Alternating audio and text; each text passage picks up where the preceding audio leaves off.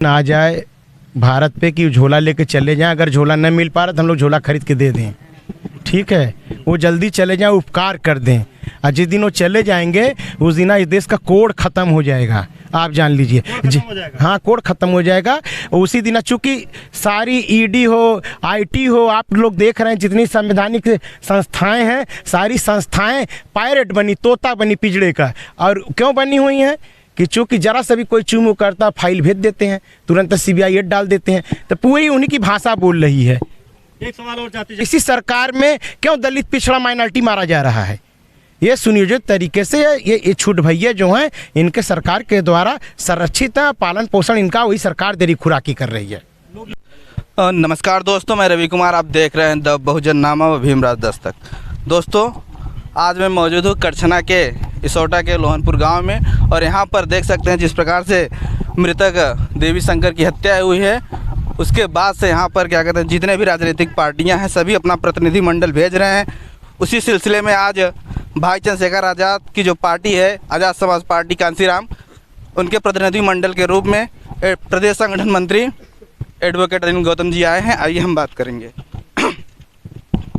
क्या संदेश लेकर आए हैं सर भाई की तरफ से? आप भाई की तरफ से मैसेज था कि आप लोग जाएं, चूँकि भाई अगर इंडिया में होते तो भाई आ गए होते, और इतनी देर नहीं होती, भाई शायद दूसरे दिन ही आ जाते। तो भाई ने कहा है कि आप लोग जाएं और वहाँ पे पीड़ित पक्ष से मिलें और उनके दुख में शामिल हों। और जब हम यहाँ जाएंगे, अभी हम बात करेंगे, जाने के बाद पूरी बात उन्हें बताएंगे। और जब बात बताएंगे तो भाई जो हैं बहुत जल्द इस पीड़ित परिवार, जो हमारा भाई आज देवी शंकर हमारी बीच में नहीं है, हमारा कार्यकर्ता था हमारी पार्टी का, और यहाँ के लोकल जो हमारा संगठन था उनके साथ वो संघर्ष करता था। भीम आर्मी आज़ाद समाज पार्टी की यहाँ लोकल इस गांव का आवाज़ था हमारी, आज हमारे बीच में नहीं है और उसकी निर्मम हत्या कर दी गई है। तो भाई को इस बात की जानकारी है। भाई उस दिन लाइव भी आए थे, भाई लाइव भी थे, और भाई अगर होते तो भाई आ गए होते अब तक ले। तो भाई जैसे ही आएंगे उसके बाद भाई यहाँ कार्यक्रम भाई का बनेगा और हम लोग जा कर के अपनी बात बताते हैं भाई को। एक मामला और सुनने में आ रहा है सर कि जो देवी शंकर जी थे वो हर वर्ष क्या कहते हैं अम्बेडकर जयंती की तैयारी करते थे और अम्बेडकर जयंती मनाते थे। तो क्या कहीं मामला ये अम्बेडकर जयंती से जुड़ा हुआ तो नहीं है? नहीं, मामला वही है। वे आतताई सरकारें, आतताई लोग, और क्या नाम है, सामंतवादी व्यवस्था को मानने वाले लोग, वे नहीं चाहते कि बाबा साहब के अनुयायी लोग बाबा साहब की जयंती मनाएं। 24 घंटा पहले, बाबा साहब की जयंती से 24 घंटा पहले रात में 12 तारीख की रात में, माने 12 बजे बाद 13 तारीख लग जाती है, 24 घंटा पहले उनकी निर्मम हत्या पेट्रोल जला करके जिंदा जला दिया जाता है, मार दिया जाता है। हाँ, क्या कहेंगे जिस प्रकार से पीड़ित परिवार के अंदर क्या कहते हैं भय है? उनके पीड़ित परिवार का कहना है कि जो अपराधी हैं उनकी वर्तमान में सरकार है, क्या हमें न्याय मिल पाएगा या नहीं? हाँ, बिल्कुल बैठ जाएंगे और सब लोग जो है सब लोग थोड़ा दूर हो जाएं। अभी हमारी प्रशासन से बात हुई है, हमने उनके मुंह पे ही कहा कि जब आप लोग किसी और को पकड़ते हो अपराधियों को तो गाड़ी पलट जाती है, ठीक है, मिट्टी में मिल जाता है। तो ये कैसे ऐसे चला गया, बिना आपके ट्रीटमेंट का कैसे चला गया? तो वे लोग इस पे कुछ निरुत्तर थे, बोल नहीं पाए। चूँकि मैं भी उनकी मजबूरी जानता हूँ कि ये सरकार की पॉलिसी है कि ऊपर के 3 वर्णों को बचाओ और बाकी सबको फंसाओ, ये उनकी पॉलिसी है। जिस प्रकार से भारतीय जनता पार्टी हिंदुत्व की राजनीति करती है और बड़े बड़े वादे करती है, लेकिन आज लगभग 5 दिन हो गए हैं और भारतीय जनता पार्टी के द्वारा कोई भी प्रतिनिधि क्या कहते हैं पीड़ित परिवार से मिलने नहीं गया, जबकि जो मृतक परिवार है वो भी एक हिंदू परिवार था। देखिए, वो जो पीड़ित परिवार है, अभी मुझे पता चला कि उनका कोई नुमाइंदा आया था, तो सब टेम्परेरी और इसी तरह की बातें करके, हल्की बातें करके जा रहे हैं। अगर उनका लोकल विधायक जो है आया था, अगर वो विधायक जी के अंदर जरा सा भी होता तो सरकार का योजना जो भी थी, इस पीड़ित परिवार को जो भी लाभ देना था, तत्कालिक सहायता, तो वो लेके आते, और वो भी यही कह के गए कि हाँ, कोई नहीं होगा, हम पढ़ाएंगे। तो ये कौन सी बात हो गई भाई? आप तो सरकार में शामिल हो, सरकार में शामिल हो। जिस प्रकार से सरकार ने अपने समाज के लोगों को ब्राह्मण मारा गया या क्षत्रिय मारा गया, वैश्य मारा गया, तो 1 करोड़ 2 करोड़ रुपया दिए हो और नौकरियां दी हो, मकान बना के दिए हो और उनकी पत्नी को नौकरियां दी, ऐसे से पूरा तमाम इस सरकार ने किया पिछली जब से बने हुए हैं। तो ये व्यवस्था सिर्फ जाति देख के करोगे कि पूरे प्रदेश के मुख्यमंत्री हो, तो ये क्या प्रदेश में नहीं आते हैं? ये बिना इनके सहयोग बिना वोट से आप बन गए हो, और जब चुनाव आता तब इनका पैर धो के पानी पीने लगते हो। बात तो करते हैं कि सबका साथ सबका विकास, आप कहाँ पे हैं सर जी? वो सबका साथ और सबका सत्यानाश है, वो उनका विकास किसी का नहीं है। विकास तो जाति देख के कर रहे हैं। बहुत बड़ा आरोप लगा रहे हैं। वो सबका सत्यानाश कर रहे हैं। अगर जरा सा भी सरकार दयालु होती, सरकार के अंदर जरा सा भी दया होती, तो सरकार का प्रतिनिधिमंडल और डीएम अभी तत्काल भाव से आज इतने दिन हो गया और आ करके राहत राशि पूरा कुछ न कुछ प्रदान करती। योगी आदित्यनाथ जी कहते हैं कि उत्तर प्रदेश गुंडा मुक्त, अपराध मुक्त प्रदेश है। अब बाबा जी को शर्म लगे कि क्या बताएं। बाबा जी तो खुद जो अपनी व्यवस्था में बैठे हैं, वो खुद सैकड़ों मुकदमा में लिप्त थे। बाबा जी ही बता दे कि उनके ऊपर कितना मुकदमा था। वे अपने आप को मुख्यमंत्री बन के मुक्त किए हैं, तो क्या ये व्यवस्था सबको देंगे मुक्त करने के लिए? हैं, आपको कोर्ट में खुद ही उनको विश्वास नहीं है। भाई वो मुख्यमंत्री बन के अपने जितने FIR सब थे सबको कई दिन ख़त्म करो। ये क्या बात हुई भाई? आपको कोर्ट में विश्वास रखना चाहिए था, तो वही अपने आप को मुक्त कर लेते, इसीलिए अपराध मुक्त बना दिए।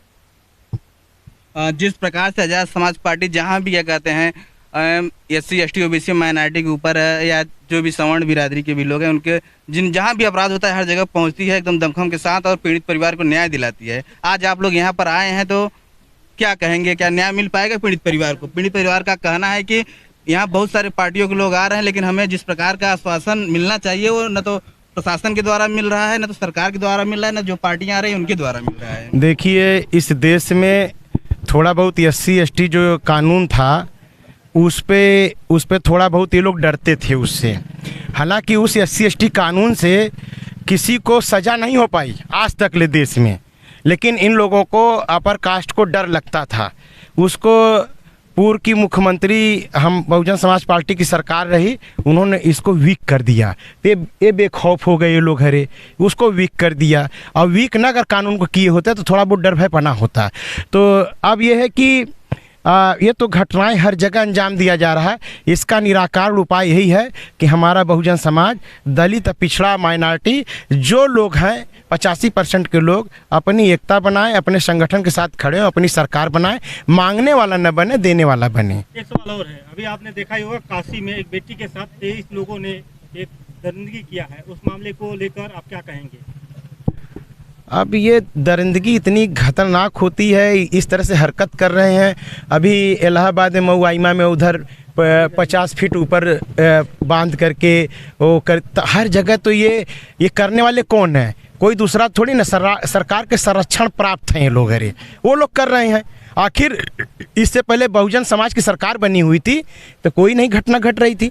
आखिर इसी सरकार में क्यों दलित, पिछड़ा, माइनॉरिटी मारा जा रहा है?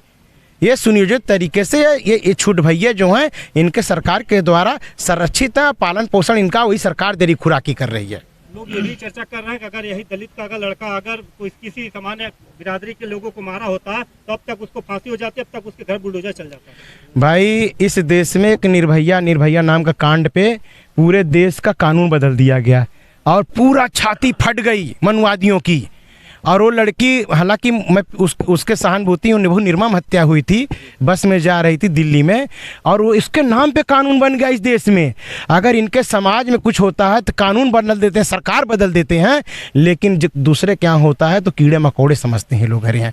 तो यही तो फर्क हम लोग, इसीलिए तो भीम आर्मी आज़ाद समाज पार्टी संघर्ष कर रही है, समतामूलक समाज की बात कर रही है कि ताकि इस देश में सब लोग समतामूलक समाज की, जो महापुरुषों ने, बाबा साहब ने जो संविधान का राज दिया है, अपराधी अपराधी होता, उसकी कोई जात नहीं होती, गुंडा गुंडा होता, उसकी कोई जात नहीं होती। अगर ये शेड्यूल कास्ट का आदमी अगर छत्री क्या किया होता, ठाकुर क्या किया होता, तो हम लोग ठाकुर समाज के साथ खड़े होते।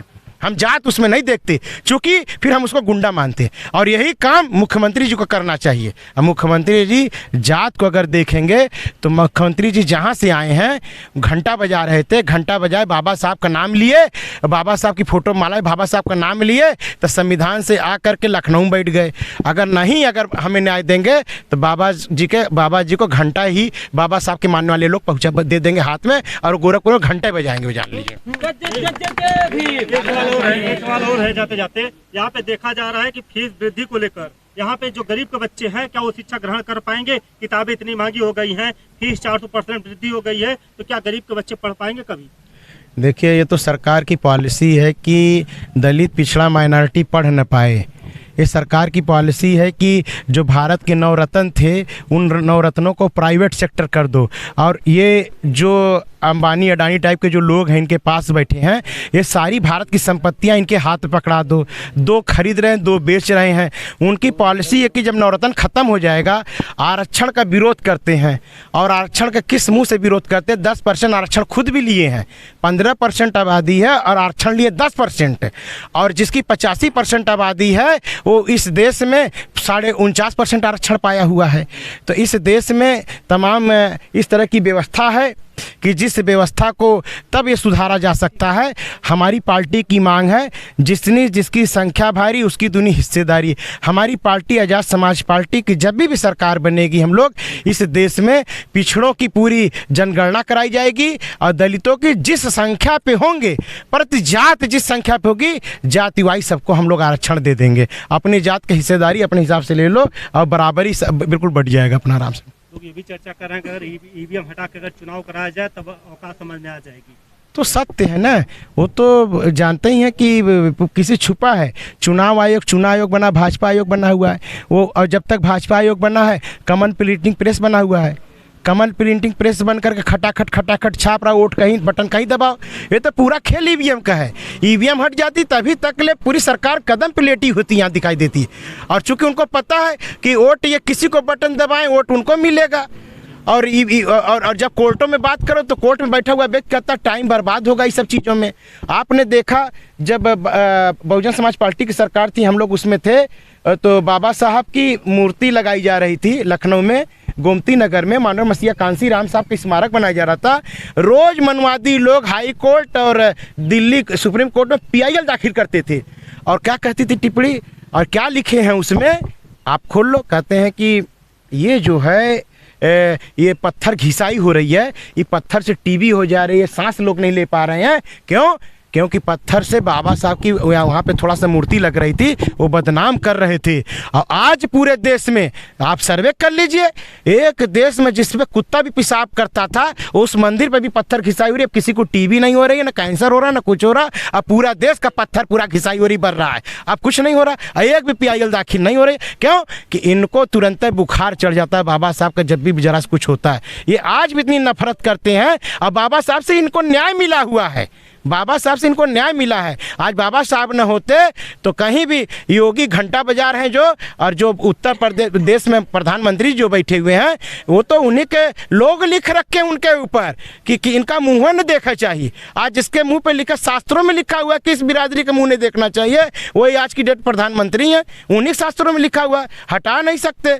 तो ये तो वही लिखे हुए। आप ये जान लीजिए, ये व्यवस्था में जिसका मुँह नहीं देख सकते थे, आज बाबा साहब के संविधान से आज पूरा देश मुँह नहीं देख रहा, अब भारत की कुर्सी पे बैठे हुए हैं। नहीं, वो तो कह रहे हैं, लोग बता रहे हैं कि हम तो खाली हाथ आए थे, वो झोला लेके चले जाएंगे, कोई हमको भरोसा नहीं है और हमारा देश ऐसे ही रहेगा, ऐसे चलता रहेगा संविधान से। अरे वो दिन आ जाए भारत पे कि झोला लेके चले जाएं। अगर झोला न मिल पा रहा तो हम लोग झोला खरीद के दे दें, ठीक है? वो जल्दी चले जाएं, उपकार कर दें। और जिस दिन वो चले जाएंगे उस दिन इस देश का कोड खत्म हो जाएगा, आप जान लीजिए। हाँ, कोड खत्म हो जाएगा उसी दिन। चूँकि सारी ED हो, IT हो, आप लोग देख रहे हैं जितनी संवैधानिक संस्थाएं हैं, सारी संस्थाएं पायरेट बनी, तोता बनी पिजड़े का। और क्यों बनी हुई हैं? कि चूँकि जरा सा भी कोई चूमू करता फाइल भेज देते हैं, तुरंत CBI डाल देते हैं। तो पूरी उन्हीं की भाषा बोल रही है।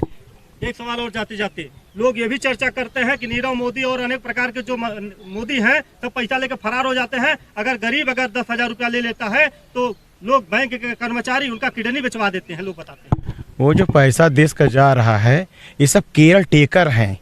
जितने मोदी गए हैं देश से, चाहे ललित मोदी, चाहे नीरव मोदी हो, मेहुल चौकसी हो, चाहे विजय माल्या हो, आप देखेंगे तो चेक इनको पैसा दे के गए भाजपा को, लंबा पैसा काट के गए हैं। असल को तो बताएं, अब जाके कोर्ट में कहते हैं चुप्पे से नाम पढ़ लीजिए, अब पब्लिक में नहीं आना चाहिए। ये तो खेल रहे हैं। और जितने हैं वो किसी का पैसा नहीं है, वो भाजपा का पैसा है और किसी को पैसा नहीं है। और उसमें मोदी जी की हिस्सेदारी है। अगर हिस्सेदारी नहीं होती, जब चुनाव आता तो मोदी जी कहते हैं ये बताने की जरूरत है, दाऊद को मैं लाऊंगा। हम लाएंगे ना, दाऊद आ ही नहीं पाया। चुनाव में दाऊद जिंदा हो जाता है, इनका ताऊ जिंदा हो जाता है, चुनाव चला जाता है। तो पहले तो मोदी को ही लाते हैं, जितने मोदी चले गए हैं, क्योंकि वो मोदी का ही पैसा है। वो ज़बरदस्ती नीरव मोदी के बता रहे हैं। वो बाकायदा उनको स्पेशल विमानों से, क्या कहते हैं उसको, आजकल विमान जो बनाए जाते हैं अलग से, चार्टर्ड विमानों से भेजा गया इन लोगों को है। कैसे चले गए भाई? आप इतने 56 इंची की छाती है, कैसे चला गया वहाँ पे? चूँकि इनका पैसा गया है, ये अपना पैसा। इनको पता है कि अगर ये सरकार से जिस दिन हट जाएंगे, इनके ऊपर इतना केस लगेगा, इतना केस लगेगा कि इनको कई जन्म लेना पड़ेगा। इतनी सज़ा इनको सुनाई जाएगी कि इनको कई जन्म लेना पड़ेगा उस सज़ा को, क्या नाम है, प्राप्त करने के लिए। सारी फाइलें खुल जाएंगी। क्या हार्ट अटैक भी आ जाएगा, क्या लगता है? अब वो हार्ट अटैक आएगा कि नहीं आएगा, अब ये तो वही जाने। लेकिन है कि अगर ऐसा हो जाए तो बहुत अच्छी चीज़ है। धन्यवाद। गौतम जी ने बहुत अच्छी बात बोली है, और आप बताइएगा कमेंट के जरिए अनिल गौतम जी ने आज जो बोला है, क्या सही बोला है, गलत बोला? बहुत बहुत धन्यवाद।